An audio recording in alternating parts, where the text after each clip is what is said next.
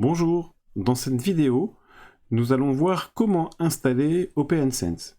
Et donc, nous allons commencer d'abord par regarder le matériel et surtout sa compatibilité et son dimensionnement, afin d'obtenir un pare-feu qui soit performant.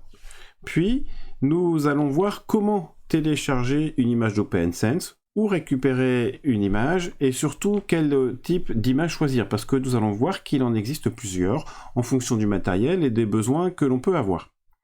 Une fois qu'on a récupéré cette image, eh bien en fait, nous allons voir comment créer un support d'installation.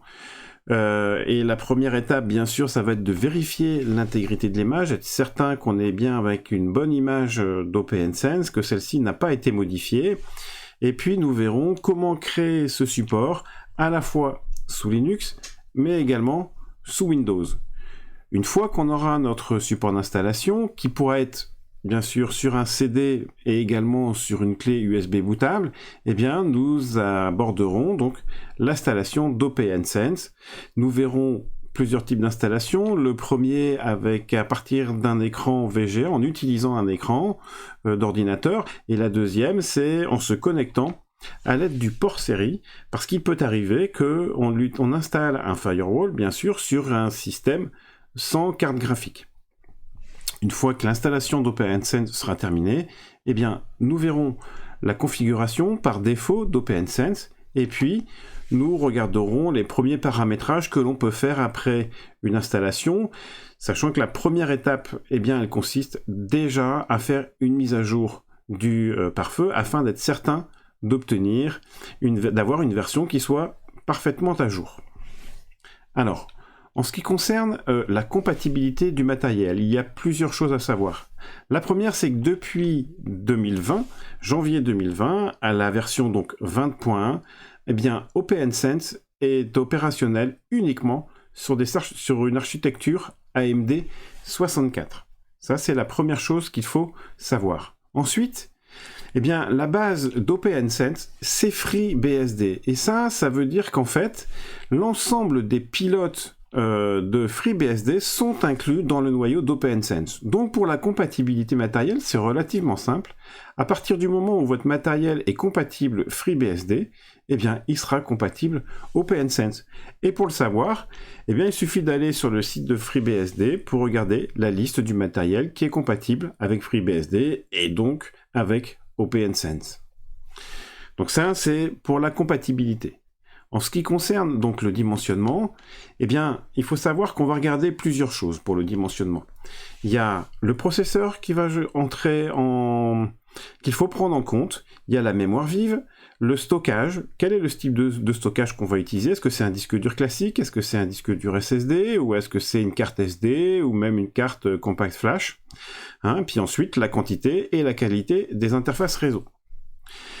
Ce qu'on va prendre en compte pour définir ces éléments, ce sont des fonctionnalités et certaines qui ont un impact plus important que les autres. Par exemple, la taille du réseau, donc ça veut dire la quantité des interfaces réseau, la qualité, mais également le nombre de clients qui vont être connectés. Il faut savoir que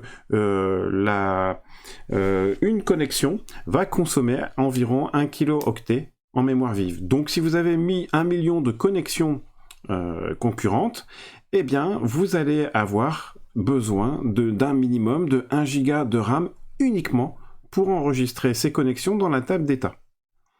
Donc c'est un élément important à prendre en compte. Au plus votre réseau est important, au plus vous aurez de postes clients qui vont se connecter simultanément donc sur le réseau, au plus il vous faudra de mémoire vive. Enfin, vous avez une fonction, par exemple, qu'on retrouve souvent, qui est souvent activée sur les pare-feux, qui est le proxy. Là, ici, on peut utiliser Squid comme proxy, le mettre en œuvre sur OPNsense. Eh bien, il faut savoir que Squid, ce qu'il va faire, c'est mettre des pages en cache, donc il va falloir un stockage quand même assez rapide. Et puis aussi, il va inspecter les pages en HTTPS.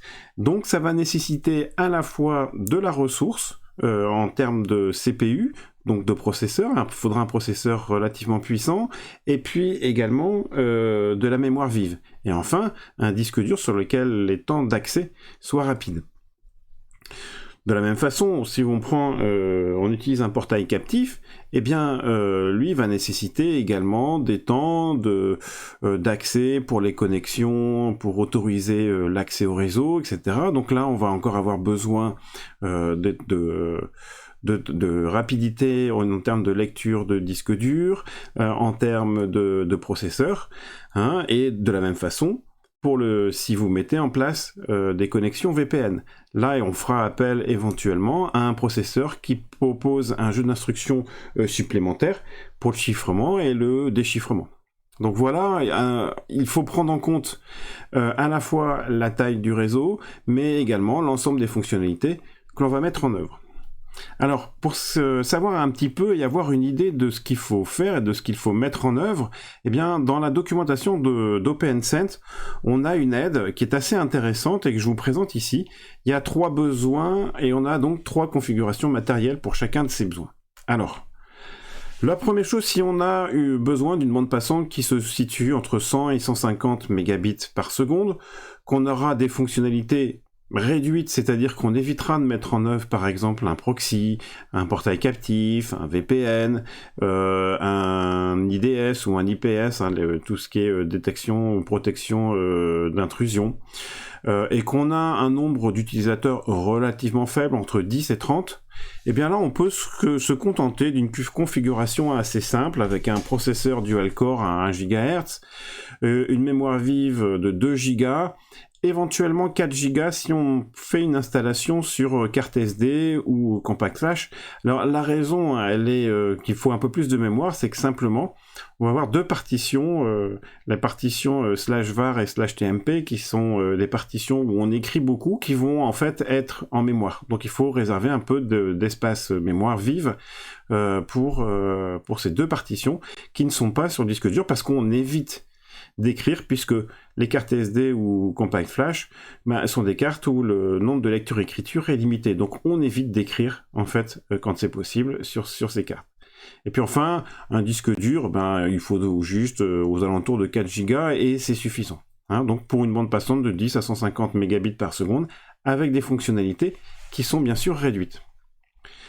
Si on passe sur une bande passante de 150 à 350 mégabits et qu'on veut utiliser toutes les fonctionnalités avec un nombre d'utilisateurs entre 30 et 50, eh bien là, OPNsense conseille ce qu'ils appellent la configuration raisonnable. C'est un processeur toujours dual-core avec 1 GHz, 4 Go de RAM et un disque dur SSD ou HDD de 40 Go. Bon, j'ai une préférence en ce qui me concerne pour les disques durs SSD, pour leur rapidité, c'est quand même un atout appréciable. Hein. Et puis enfin, une dernière configuration, si on est sur des bandes passantes entre 350 et 750 mégabits par seconde, qu'on veut vraiment utiliser toutes les fonctionnalités avec un nombre d'utilisateurs qui commence à être important, hein, 150, et bien là, c'est la configuration qui est vraiment recommandée donc là par OPNsense. C'est un processeur multicore qui tourne plus vite, donc à 1,5 GHz. Hein. On conseille à ce moment-là 8 Go octets de RAM et puis un disque dur de 120 Go. Ça va permettre d'enregistrer plus d'informations, plus de données. Par exemple, si vous avez un portail captif, que vous n'avez pas de serveur syslog pour enregistrer les logs de façon externalisée, que vous voulez conserver en local, bon là il vous faudra bien sûr un disque dur un peu plus important. Hein, et bien sûr un disque dur qui soit rapide. Donc voilà un petit peu les différentes configurations possibles. Bien sûr, ensuite, en fonction des exigences de votre réseau, il ne faut pas hésiter à utiliser des systèmes qui soient un peu plus puissants. Par exemple, un processeur, un quad-core qui tourne à 2,4 GHz avec un jeu d'instructions pour le chiffrement et le déchiffrement. Vous pouvez monter à 32 Go de RAM sans difficulté, hein, et puis avoir un disque dur plus important. Mais en tout cas, voilà, vous avez ici 3 types de configuration, la minimale, raisonnable et recommandée. Alors, lorsqu'on veut télécharger OPNsense, il faut aller sur le site bien sûr d'OPNsense, donc dans opensense.org/download. Vous allez voir apparaître cette page-ci. Donc là, vous devrez définir, et c'est ce que l'on voit ici donc l'architecture. Alors c'est relativement simple, il n'y en a qu'une seule, c'est la MD64.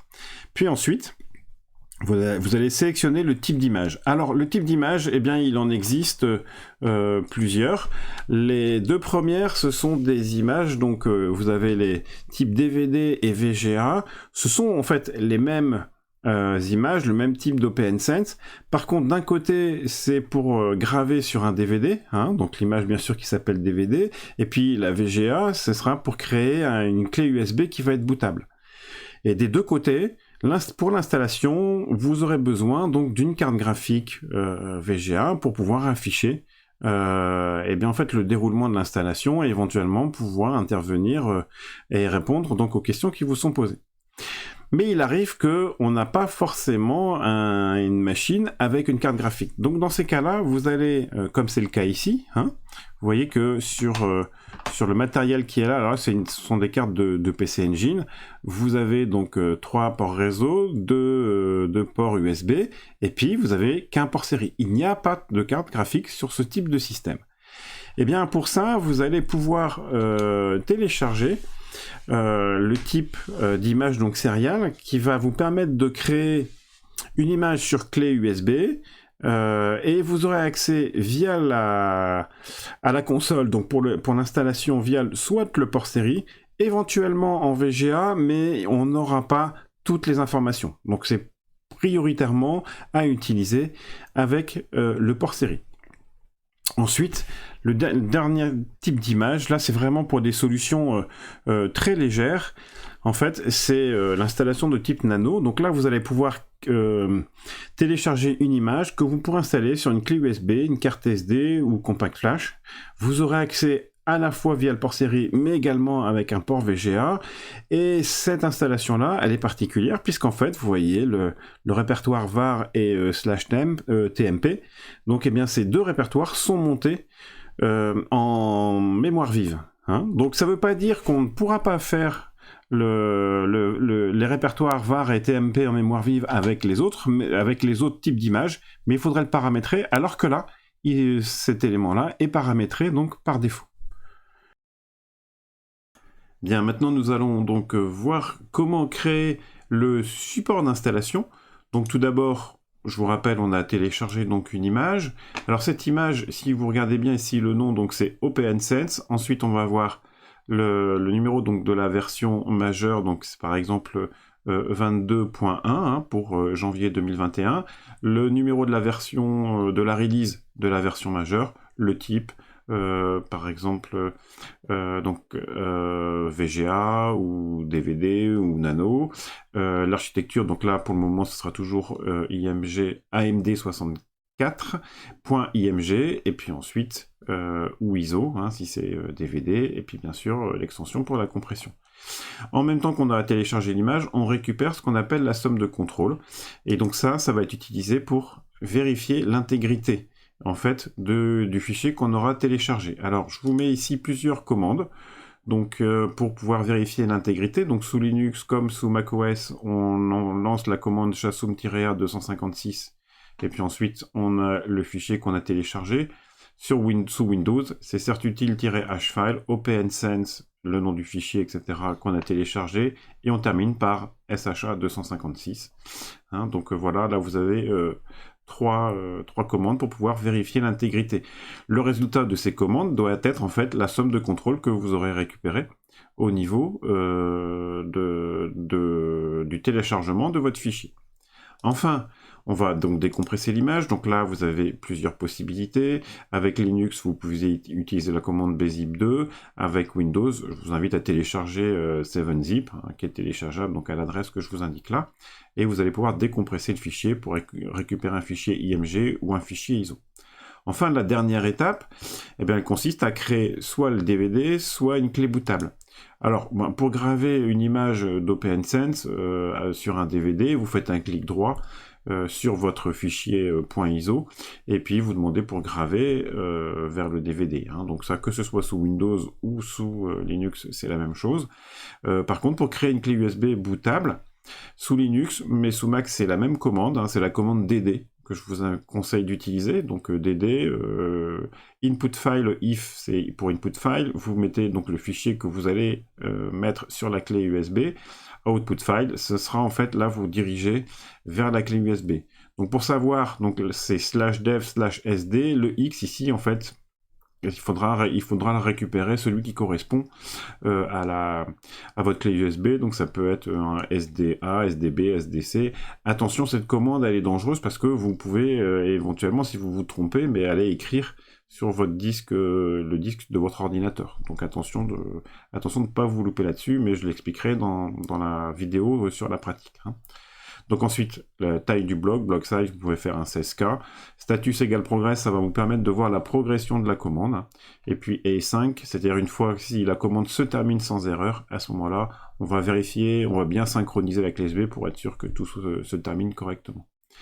Si par contre vous êtes sous Windows, à ce moment-là, il y a un très bon outil que je vous conseille qui est USB Image Tool. Hein, vous pouvez le télécharger à cette page-là, donc alexpage.de, et puis à ce moment-là, vous pourrez télécharger donc un applicatif qui va vous permettre de créer une clé bootable. Voilà.